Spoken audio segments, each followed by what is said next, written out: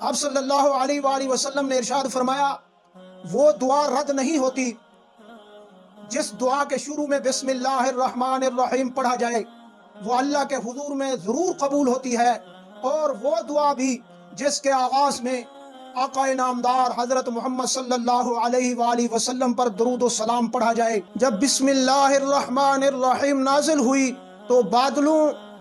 اور مشرق کی طرف سے اڑتی ہوئی ہوائیں ٹھہر گئیں، سمندروں کی لہریں رک گئیں، جانوروں نے سننے کے لیے کان لگا دیے، اور شیطان پر آسمان کی طرف سے انگاروں کی بارش پڑی، اور اللہ نے اپنی عزت اور جلال کی قسم کھائی کہ جس بیمار پر بسم اللہ الرحمن الرحیم پڑھی جائے گی میں اس کو شفا عطا کر دوں گا، اور جس چیز پر پڑھی جائے گی میں اللہ اس میں برکت عطا کر دوں گا، اور جو شخص بسم اللہ الرحمن الرحیم پڑھے گا وہ میری امان میں رہے گا، وہ میری پناہ میں رہے گا۔ جو شخص چاہتا ہے کہ اللہ تعالیٰ اس کو دوزخ کے 19 فرشتوں سے بچا لے، اس کو چاہیے کہ بسم اللہ الرحمن الرحیم کثرت سے پڑھے، کیونکہ بسم اللہ الرحمن الرحیم کے حروف بھی 19 ہیں اور دوزخ کے مقرر فرشتے بھی 19 ہیں۔ اللہ پاک ہر حرف کو عذاب کے فرشتے کے لیے ایک طاقت بنا دیتا ہے، ایک آڑ بنا دیتا ہے جو اپنے پڑھنے والے کو دوزخ کی عذاب سے بچا لیتا ہے۔ جس شخص نے راستے میں گزرتے ہوئے کوئی ایسا کاغذ دیکھا جس پر بسم اللہ الرحمن الرحیم تحریر تھی، لکھی ہوئی تھی، اس نے اس کو اٹھا لیا اس ڈر سے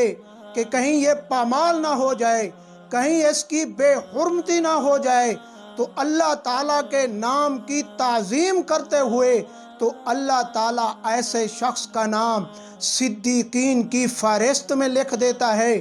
اگرچہ اس کے والدین مشرک ہی کیوں نہ ہوں، ان کا عذاب ہلکا کر دیا جاتا ہے۔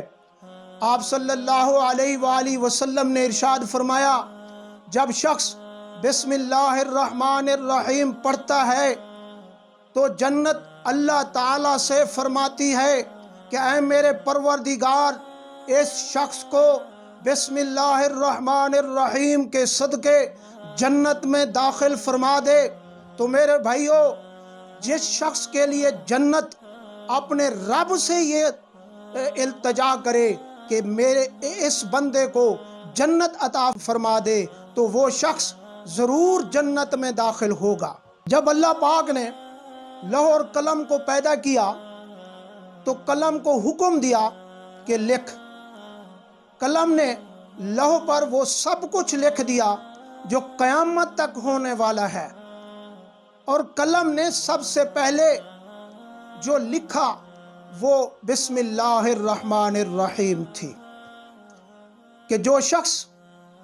بسم اللہ الرحمن الرحیم پڑھتا رہے گا وہ ساری زندگی اللہ کی امان میں رہے گا۔ ساتوں آسمان کے فرشتے، معزز فرشتے، عبادت کرنے والے فرشتے، مقرب فرشتے جو اللہ پاک کی ہر وقت تسبیح کرتے رہتے ہیں، وہ بھی بسم اللہ الرحمن الرحیم کو کثرت سے پڑھتے ہیں۔ سب سے پہلے یہ آیت حضرت آدم علیہ السلام پر نازل ہوئی۔ حضرت آدم علیہ السلام نے ارشاد فرمایا کہ جب تک میری نسل اور میری اولاد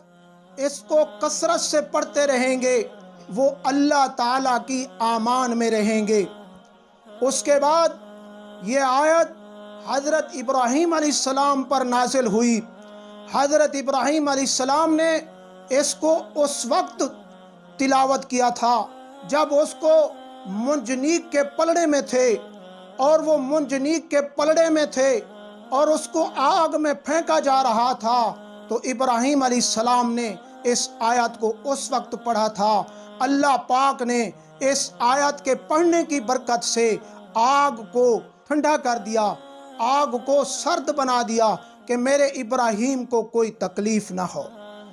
اس کے بعد حضرت موسیٰ علیہ السلام پر نازل ہوئی۔ حضرت موسیٰ علیہ السلام نے اس آیت کی تلاوت فرمائی، اور اس تلاوت کی برکت سے اللہ پاک نے اس کو فرعون اور اس کے جادوگروں اور ان کے لشکروں سے محفوظ فرمایا۔ اس کے بعد حضرت سلیمان علیہ السلام پر نازل ہوئی تو فرشتوں نے آپ کو ارشاد فرمایا کہ آپ کی سلطنت مکمل ہو گئی۔ حضرت سلیمان علیہ السلام جس چیز پر بسم اللہ الرحمن الرحیم پڑھتے تھے وہ آپ کی تابع فرمان بن جاتی تھی۔ اس کے بعد حضرت عیسیٰ علیہ السلام پر نازل کی گئی۔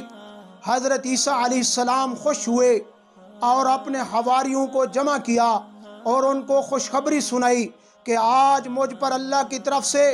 ایک ایسی وحی نازل کی گئی ہے جس کا نام ہے آیات امان۔ یہ ایک ایسی آیات ہے جو پڑھتے رہیں گے اللہ کی امان میں رہیں گے۔ وہ آیت بسم اللہ الرحمن الرحیم ہے۔ یہ فرمان الہی ہے کہ جو میرا بندہ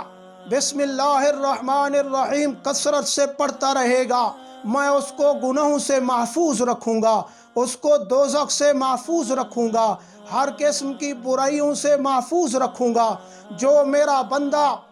اس کی ہر وقت تلاوت کرتا رہے گا، اپنی نماز کے شروع میں، اپنی دنیا کے کاموں کے شروع میں، تو میں اس کے ہر کام میں آسانی اور برکت عطا فرما دوں گا۔ اللہ پاک نے فرمایا جب میرا کوئی بندہ بسم اللہ الرحمن الرحیم کثرت سے پڑھے گا